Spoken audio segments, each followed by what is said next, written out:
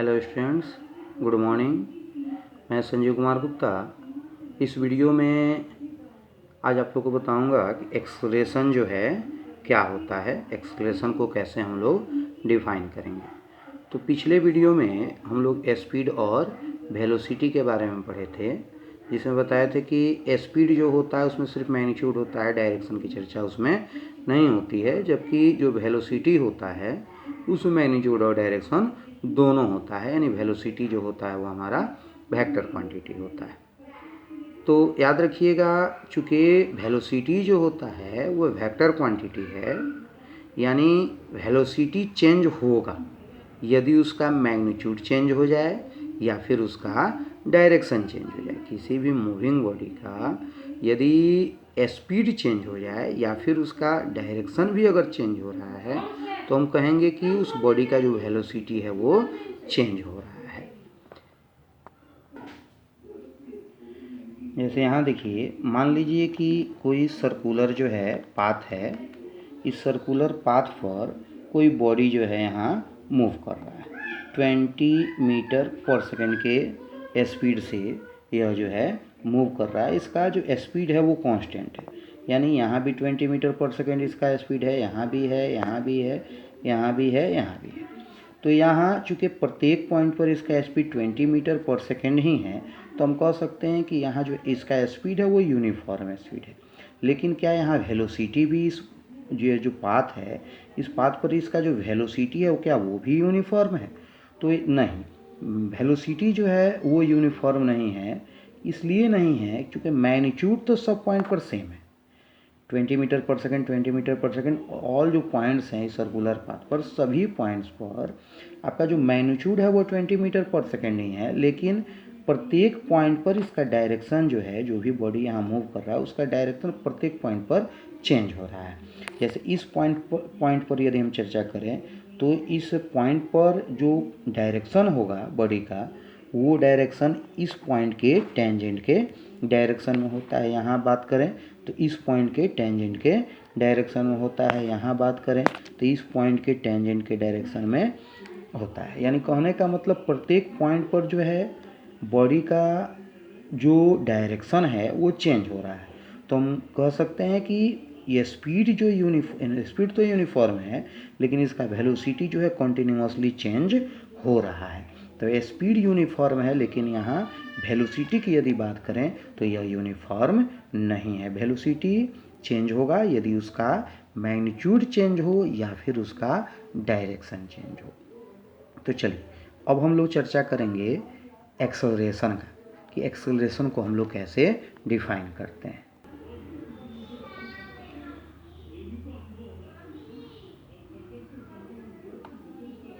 तो एक्सेलरेशन को हम लोग इस प्रकार डिफाइन करते हैं, rate of change of velocity with time is called acceleration. यानी किसी बॉडी का टाइम के साथ यदि उसका वेलोसिटी चेंज हो रहा है तो उसको हम लोग एक्सेलरेटेड जो है कहते हैं कि वह बॉडी जो है एक्सेलरेशन में। अब वेलोसिटी में यहाँ चेंजिंग की बात हो रही है, तो अभी आपको थोड़ा देर पहले बताए हैं कि वेलोसिटी में चेंजिंग दो ढंग से होता है, या तो उसका मैग्नीट्यूड चेंज हो या फिर उसका डायरेक्शन चेंज हो। यानी कहने का मतलब यदि कोई बॉडी मोशन में है और उस बॉडी का या तो मैग्नीट्यूड चेंज हो रहा है या फिर उसका डायरेक्शन चेंज हो रहा है या दोनों चेंज हो रहा है, तो उस बॉडी को हम लोग एक्सेलरेटेड बॉडी कहते हैं। एक्सेलरेशन का मतलब होता है वेलोसिटी में चेंजिंग होना। वेलोसिटी या तो इंक्रीज करे किसी बॉडी का या फिर वेलोसिटी डिक्रीज करे, तो हम कहेंगे कि वो बॉडी एक्सेलरेटेड है। इसी टर्म से रिलेटेड एक टर्म है जिसका हम लोग डेली लाइफ में यूज करते हैं, मोटरसाइकिल का एक्सेलरेटर। तो एक्सेलरेटर जो होता है मोटरसाइकिल का, जिससे हम लोग मोटरसाइकिल का स्पीड जो है बढ़ाते घटाते हैं, वो एक्सेलरेशन टर्म से ही बना है एक्सेलरेटर। एक्चुअली में वो जो एक्सेलरेटर है मोटरसाइकिल का, वो उस मोटरसाइकिल के वेलोसिटी को या तो इंक्रीज करता है या फिर डिक्रीज करने में हमारा मदद करता है, तो इसीलिए उसका नाम रखा गया एक्सेलरेटर। तो वह जो एक्सेलरेटर है मोटरसाइकिल के बॉडी को इंक्रीज करता है या फिर डिक्रीज करता है। तो मतलब समझे कि किसी भी बॉडी का यदि वेलोसिटी चेंज अगर हो जाता है, यानी मैग्नीट्यूड चेंज हो या डायरेक्शन चेंज हो, तो वह बॉडी जो है वो एक्सेलरेटेड बॉडी कहलाएगी। तो जो एक्सेलरेशन है वो हमारा जो है वेक्टर क्वांटिटी है, और इसको किससे डिनोट करते हैं, तो ए से डिनोट करते हैं। ये जो एरो लगा हुआ है वो वेक्टर क्वांटिटी, जो भी क्वांटिटी है उस पर एक एरो, उसके ऊपर जो भी नोटेशन होता है उसके ऊपर एक एरो लगा दिया जाता है। तो एक्सेलरेशन जो होता है वो वेक्टर क्वांटिटी है, और वह जो है किससे डिनोट किया जाता है, तो ए से डिनोट किया जाता है। जो एक्सेलरेशन है उसका एसआई यूनिट जो है मीटर पर सेकेंड स्क्वायर होता है।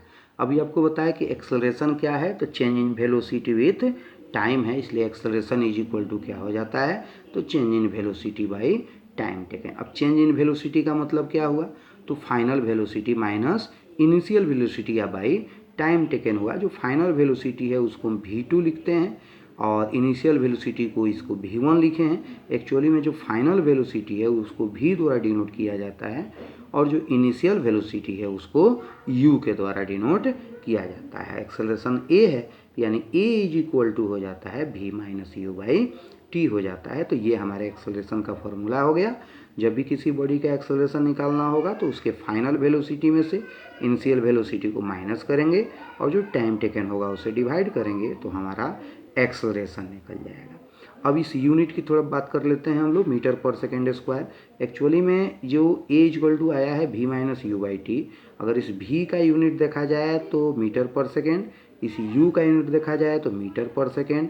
तो मीटर पर सेकेंड में से मीटर पर सेकेंड जाएगा तो मीटर पर सेकेंड बचेगा। अब बाई एक और सेकेंड है, तो इसीलिए मीटर पर सेकेंड बाई सेकेंड यानी मीटर पर सेकेंड स्क्वायर हुआ है। अब एक्सेलरेटेड से रिलेटेड कुछ और बातें हम लोग अगले क्लास में करेंगे।